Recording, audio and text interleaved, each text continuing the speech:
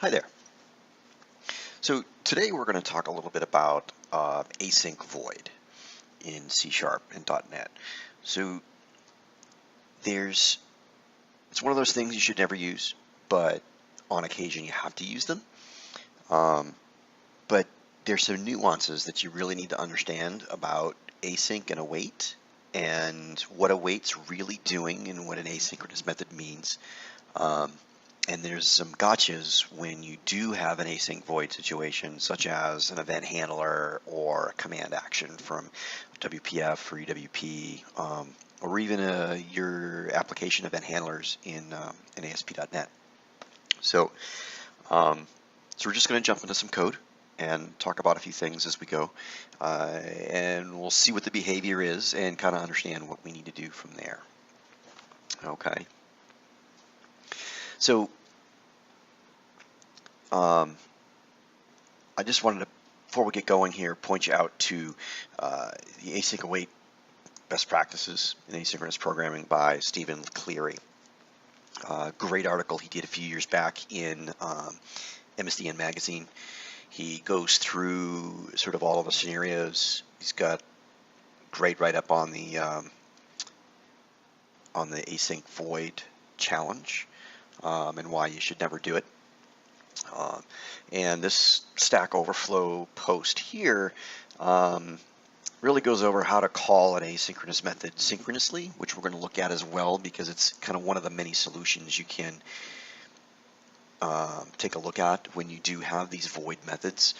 You know, oftentimes the reason we kind of wrongly use async void is because we have a synchronous method that already returns void that we need to do some async work in, like call an HTTP client, for example.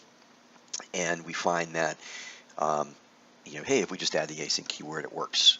And that's an anti-pattern. It's a no-no. You should never, ever do it. And we'll look at how we can do that if you absolutely have to. All right. And that's the Stack Overflow post here. Goes through a lot of it. There's a lot there, a lot of answers, a lot of very good ones. The accepted answer is good. And there are some other good answers as well that were pretty well upvoted. I suggest you give it a read. All right. All right, so let's take a look. Before we can call an asynchronous method, we need an asynchronous method. So let's create one.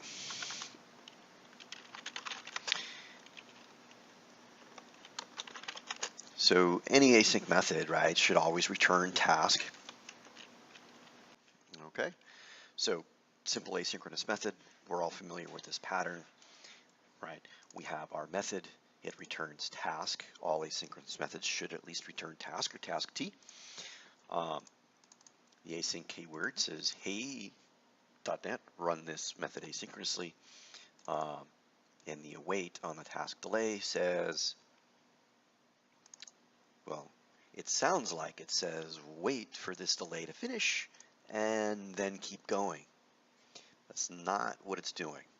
Okay, we'll take a look at that in a second. So there's our async method. Let's do our bad async void. So looks harmless enough, right? Async, await. We have an async method that we're awaiting on. We can't use the await keyword with the async keyword, so we throw it up there, keep the compiler happy. Foo perhaps is an event handler or some delegate that already returns void. It's a signature that we can't change. Okay, cool. So we throw async up there, compiler's happy, it runs, awesome. Now, let's take a look at what happens when this actually executes. So foo, right? We can call foo from main, and we'll give it some work to do. We'll delay for 5 seconds.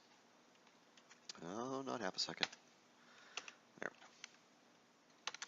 And then just so we can see that this returns immediately, I'm going to throw in some console write lines. And then just so we can see the work that bar is doing, right, we want to be able to kind of see the timing of this, right?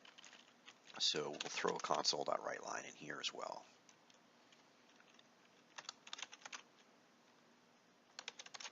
All right. So that should be good. Let's give this a run, see what happens. Okay. So you can see we called foo. We returned back from foo instantaneously, right? Fell through to our done, and then our 5 seconds later, bar finished doing the work. Okay, so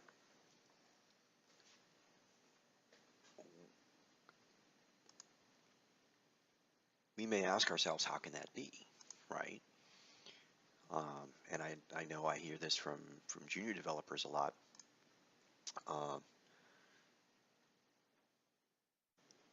We, in foo here, we said, hey, await, right? Execute bar and await its result. But await really doesn't mean, hey, wait. It's syntax sugar. This async await paradigm is syntax sugar. It allows us to build an asynchronous method that reads like a synchronous method. So the logic flow kind of makes sense as far as looking at it and saying, oh, this step happens, then that step, then that step, then that step. But this is really just syntax sugar. This code here, okay, is identical. Let me remove the async here so compiler doesn't complain. Is identical to this. Saying await bar async work is semantically identical to saying bar async work dot continue with and then some action. So we get syntax sugar, right? Because we may want to do more work, right? So, you know, if we had our await, right, we were going to do additional work here.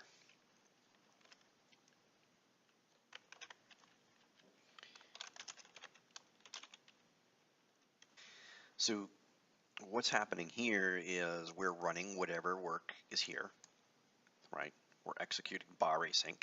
When that's done and that returns back, we're continuing on with some additional work.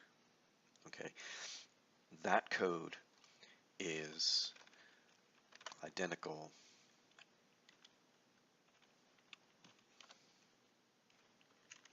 to this.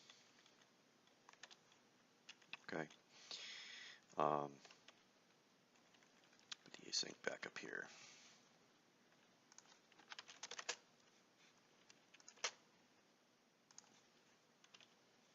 Right. So these two lines of code and these two lines of code at the end of the day are identical. Okay, they're doing the exact same thing. So, right, we get this sort of syntax sugar of easier to read code.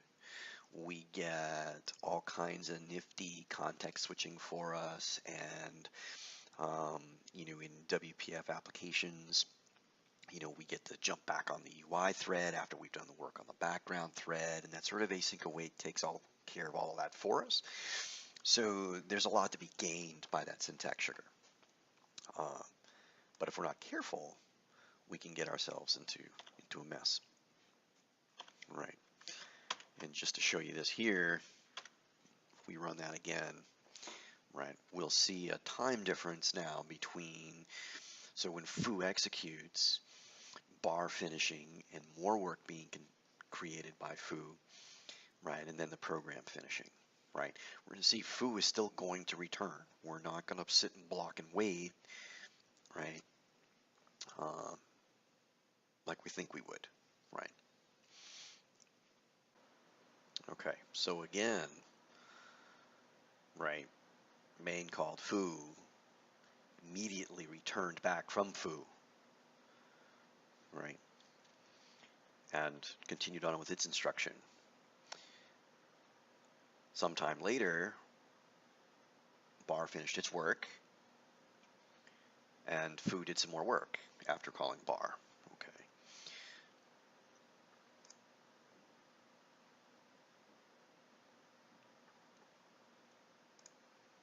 So quite different, right, than what I think a lot of developers are expecting when they're doing that await, because as you're stepping through it in the debugger, it feels like synchronous code, but it's not, and you got to be careful. So now that we've seen how that async and await behaves, right? So what's happening here, right? Foo is returning void, not a task. So when main is calling foo, there's nothing to wait on. There's no task to wait for completion before continuing on, right? Remember when we looked at the implementation of foo, we said that we could do continue with and then the rest of the code. There's no task to implement a continue with on here in that case, because we're returning void, right? And therein lies the gotcha, right? That's where we run into problems if we're not careful. Okay. Now, one of those problems is event sequencing. So, for example, in ASP.NET, if we look at the application events, right, that are in your global ASX, the application start event fires, and then the session start event fires if it's the very first call, right? So if the application's not warmed up yet, that first request comes in, application's going to start up, and then the session's going to start. Now, if you call an asynchronous method using this async void in application start, and that work, right, needs to be completed prior to the session start, right? So if whatever you're executing inside of your session start, maybe it's a cache that you're pre-warming or something like that. If there's a dependency there and that's not finished by the time session starts, you're going to run into problems, right?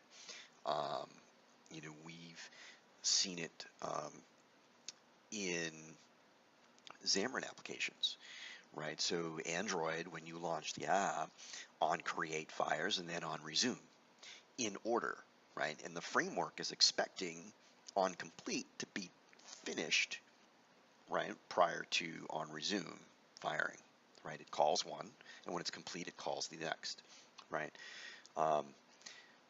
But as we've seen with async void, that return happens immediately. So if you've got dependencies there, the work may not actually be done, and you can run into problems. Now, it's an edge case, but it is a scenario to be wary of, especially where events kind of have to be void, and your first instinct is just throw async on there. Depending on what you're doing inside that method, you may run into problems and have some undesired results. The other thing that happens, and Stephen talks about it in his article, because there's no task and we're returning void, there's nothing to neatly package up the exception and bring it back to the calling thread if an exception should happen during that asynchronous work, right? And what happens instead is it bubbles up all the way to the app domain and crashes the process. So let's take a look at how that works. All right. So if bar async here, rather than actually completing some work nicely, instead throws a new exception, and I'm going to use application exception here so we can see that it's actually not an aggregate exception. The task framework makes it nice and pretty for us in some of the newer versions. And we're going to go ahead here and say that bar async failed.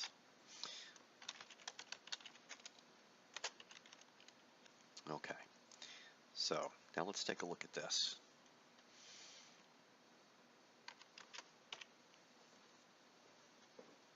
Okay, so we're calling foo, returning from foo. There's our exception. Okay.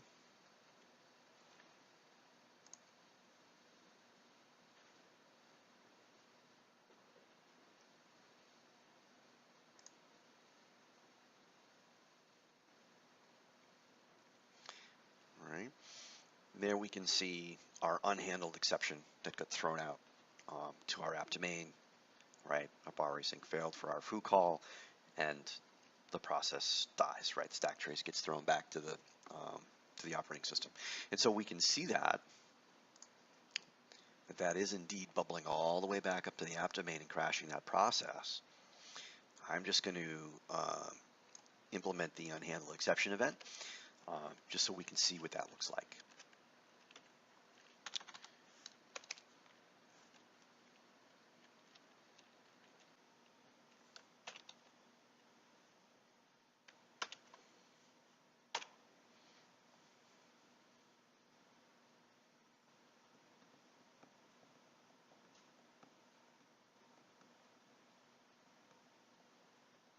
Okay, so we see we're calling foo, we return it back immediately. Our main process is finished, but our thread is still running on a background. We get that exception, and we can see that we are indeed going to terminate that process. And of course, we do get our stack trace. Now, so your first instinct might be to say, well, I'm going to be a good little developer, and I don't want my program to crash. So right here in my main entry point, I'm going to put a nice try catch in here so that it doesn't bomb. Right. So there, now we have a try catch around our call to foo. So our process isn't going to crash, right? Or is it?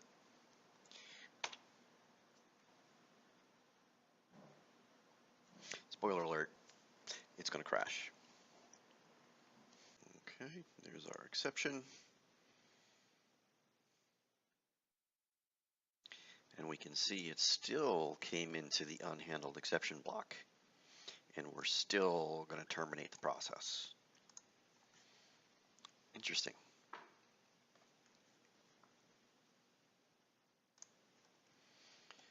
Right. So why? Right? I mean, in a normal synchronous world, this would have worked fine, right? I have my try, and I'm calling my method foo, right? And I have my catch. Why is it not coming into the try catch? Async void. So the async, remember, says, hey runtime, run this method asynchronously. And because our return type is void, there's no task to await on, and there's no task to neatly bundle up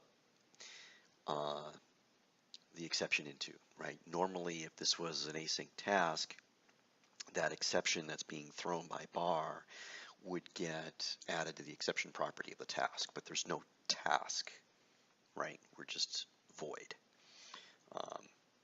The work's happening on a background thread, but there's no task object to manage that, all right? So where does the try catch have to go? If we don't want this to crash, if anything happens, it needs to be inside of our async void method.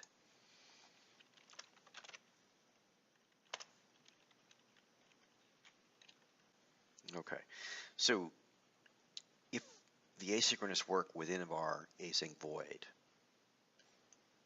I'll say all the work. It's actually a good idea to just simply put the entire method implementation inside of a try. Okay, at the very least. If there's individual pieces you want to pick out, great. It's all going to depend on your scenario, but this will actually catch that exception. So let's take a look. Okay, so we can see now we get inside of our catch, right, in that async void method. And our process does not append, okay, which is good, right? We don't want that process to crash. So that works as expected, right? That's what we desire from our application. Okay, so we put that asynchronous, that code inside of that async void within a try catch, and that will protect your code. That's why you can keep the, like if they're event handlers, you can keep them clean by having the actual implementation be a single method, right? So similar to here, how we have foo calling bar async, you would actually put your entire event implementation inside of bar async, right? And just call the one method, and then your handler delegate stays nice and clean and tiny. Now, if we don't want the process to crash, the exception here has to be swallowed. It's not the greatest thing in the world, but your application won't crash. And remember, these async voids, the only time you're supposed to even use them in best practice is on your event handlers.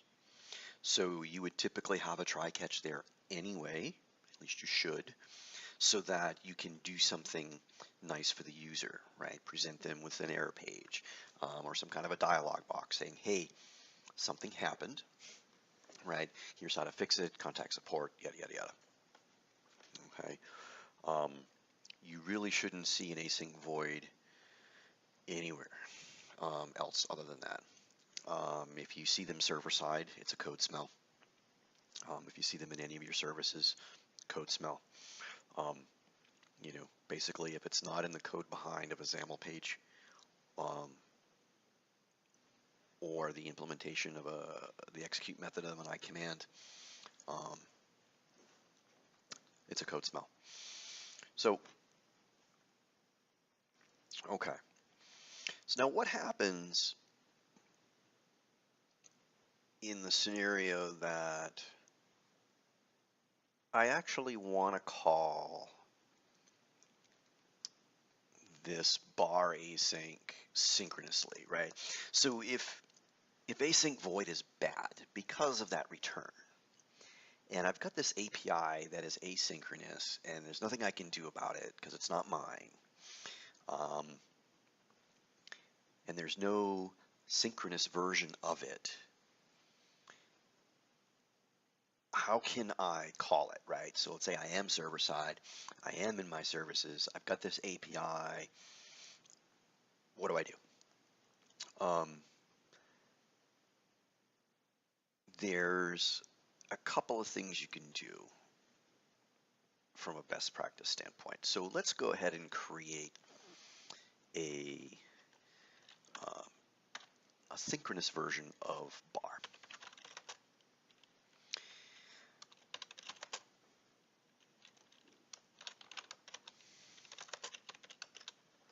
Okay. So if we just have this void bar, and we're going to call bar async, and we're going to do it in a manner that is blocking. So it's just as if we were making that synchronous call and waiting. Okay.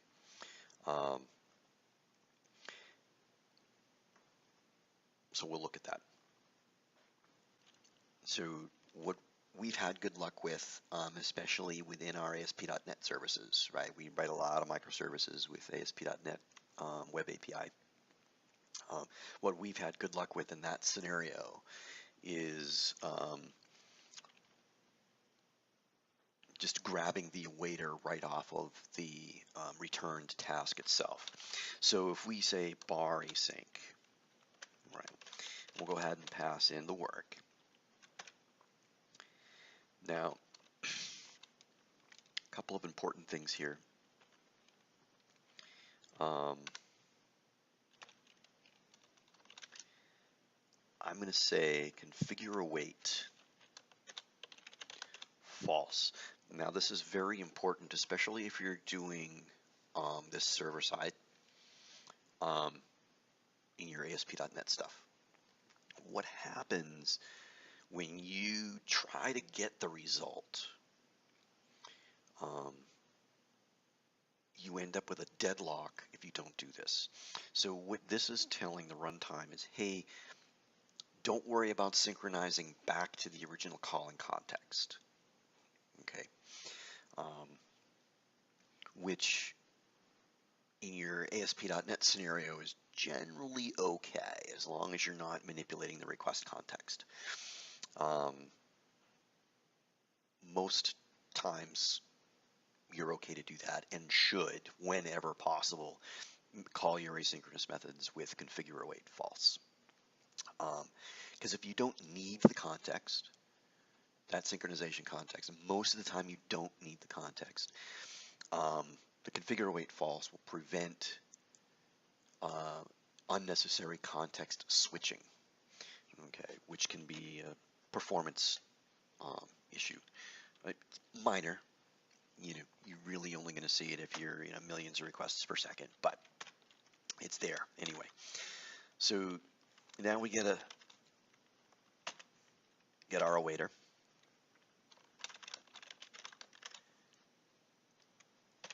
And then get the result. So get result is blocking. That's going to actually wait for the task, this task here returned by bar async. It's going to wait for that task to finish. And it's going to get the result and return it back. Right. So this will actually be a blocking call. And again, very important that this is here so that you don't end up with a deadlock. What happens, especially in ASP.NET, is your when you do the get await or get result, right? Or if you just do dot result or dot wait, if you without the configure await false, the default, by the way, is true.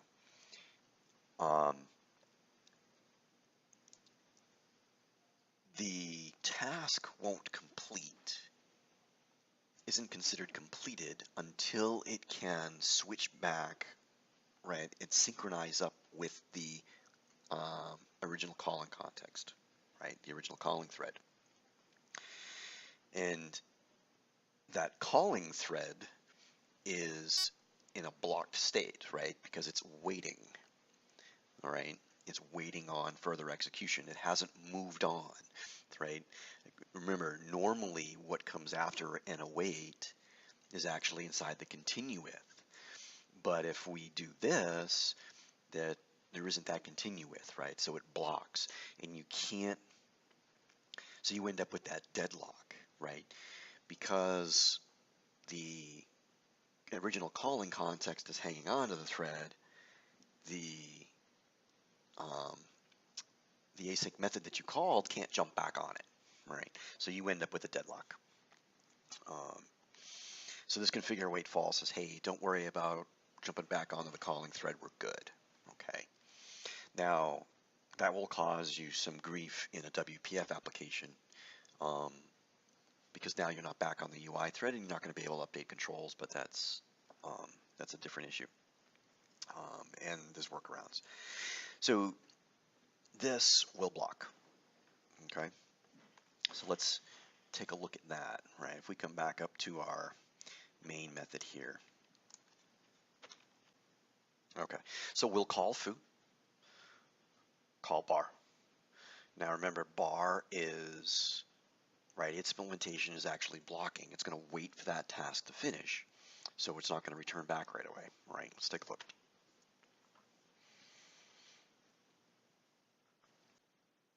Okay, so we called foo, returned right back, called bar. Now notice it blocks. It's waiting. Oop, we have our system application exception from bar. All right, bar async failed. Foo async failed for barring. Okay. It's actually good that we left that throw in there because we can see that because I called bar async in a synchronous fashion, right? We blocked and waited and bar through the exception. Notice main now did catch that exception, okay?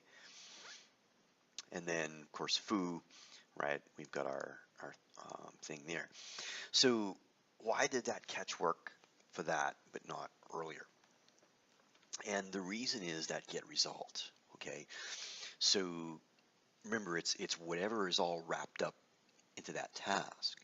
So if the result happens to be an exception, that's exactly what you're going to get. Okay, it's going to end up throwing whatever exception came back from that async method. And because it is just a standard synchronous method in itself, that behavior is as we would expect in that catch happens in main. Okay.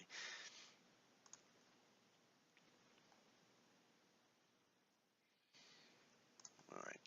So let's try that with happy path. Now that we've seen how that exception works. So in bar, rather than blowing up, we will just do work. Okay. And we'll give that a go.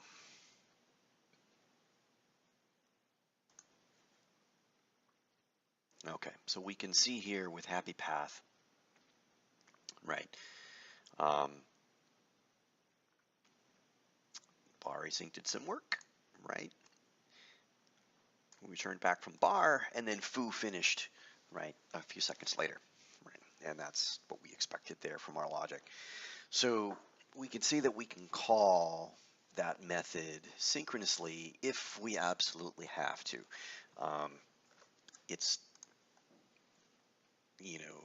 it's one of those anti-patterns. It's something you shouldn't do as a matter of course. But if you have no choice, right, and there's just no other way to go, you can block and get that result, okay, though it is not recommended. So the other way to do this,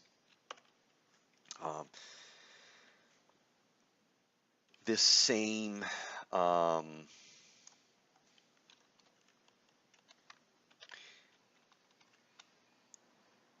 the other way to make this call looks very similar, but is a little bit safer.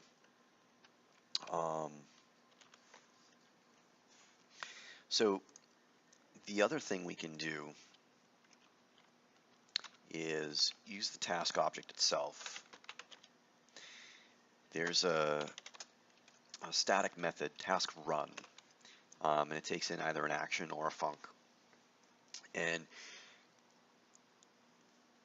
we'll use it. It's going to sound redundant, but we're going to use it to call our bar async. And we'll go ahead and pass our work in there.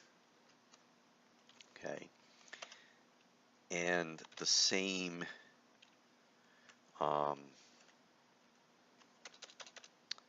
configure await, get await, or get result that we did up above. So from a behavior standpoint, as far as our code execution, it's going to look the same, right? Task run, we'll go ahead and execute that asynchronous method. There's no need for me to do an async await here.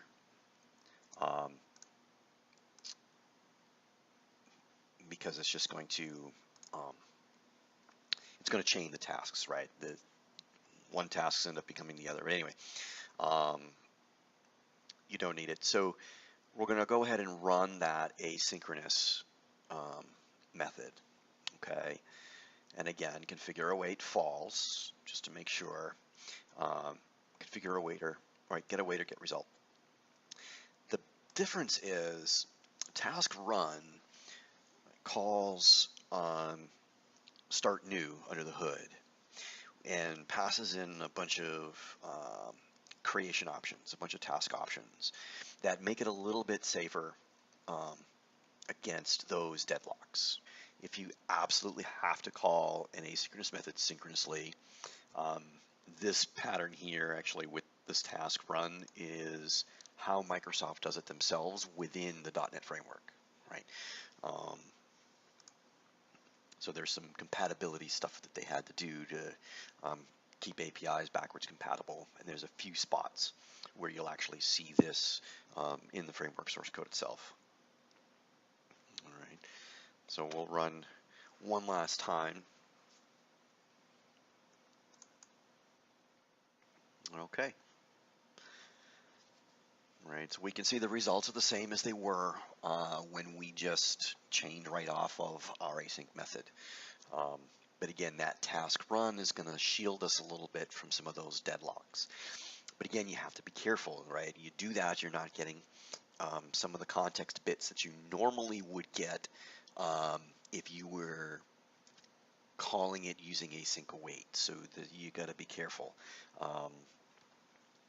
You know, in ASP.NET, you're not necessarily going to get, and it's going to depend on the scenario where you call it and when, but you wouldn't have access to the request context, for example, right? So if you're pulling anything out of HTTP context, it's going to be null. It's just not going to be there. You know, and of course, you know, in a WPF application or UWP, any XAML implementation, you're going to have to get back on to that UI thread yourself. In fact, it's you're better off actually letting that task run complete, and then from there,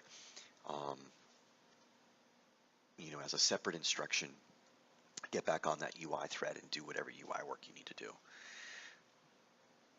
Okay, so hopefully that helps clear up some of the mysteries around async await and async void and what's actually going on, and how to, if you absolutely must use async void or work with asynchronous APIs from within synchronous APIs, right? In a perfect world, as Microsoft says, you want async all the way, right? And that's from your entry point all the way down your call stack. You want async await. The reality is that's not always available, right? Especially for those of us that are working in brownfield projects that have a lot of legacy non-asynchronous code, right? You know, sometimes we just don't have a choice, and we have to kind of make that asynchronous call from a synchronous method, and your instinct is going to be to throw async up there next to that void, you know, but it's going to get you into trouble. Be careful with it. You know, try and make that a synchronous call if it does get you into trouble, and see if that works for you. It may, or you may end up with deadlocks anyway, in which case there's really nothing you can do except either find a synchronous API or refactor and rewrite your own code until to support that async better. All right, so that's it. Till next time, have a wonderful day.